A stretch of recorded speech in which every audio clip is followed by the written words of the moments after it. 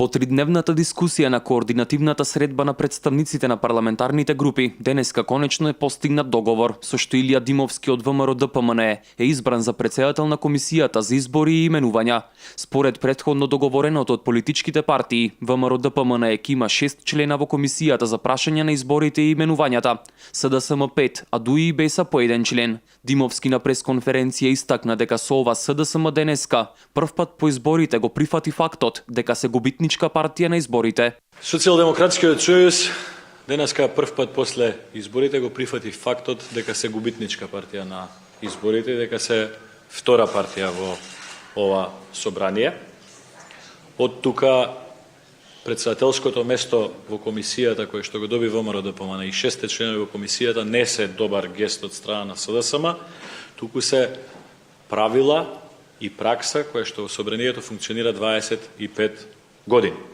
Доколку СДСМ продолжи да го слуша гласот на граѓаните кои што секојдневно се на улиците и доколку СДСМ продолжи со ваквите постапки да прифаќа дека се губитничка партија на изборите, собранието на Република Македонија ќе продолжи нормално да функционира.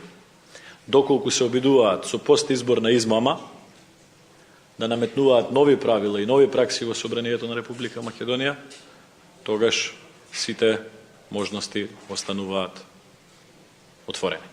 Оливер Спасовски од СДСМ изјави дека направиле отстапка само за да профункционира собранието, што според него е за добро и на државата и на граѓаните. Ние прифативме да председателот на комисијата биде од ВМРО ДПМН, се со цел да се откочат процесите во Република Македонија, да профункционираат демократските тенденции, се со цел да не биде заложници граѓаните, ниту законодавниот дом на било кој политичар или политичка партија, и на тој начин сакаме да го ставиме во функција собранието на Република Македонија како највисок представнички дом на граѓаните на Република Македонија. Според досегашната пракса, председателот на комисијата беше од редовите на партијата што има најмногу членови.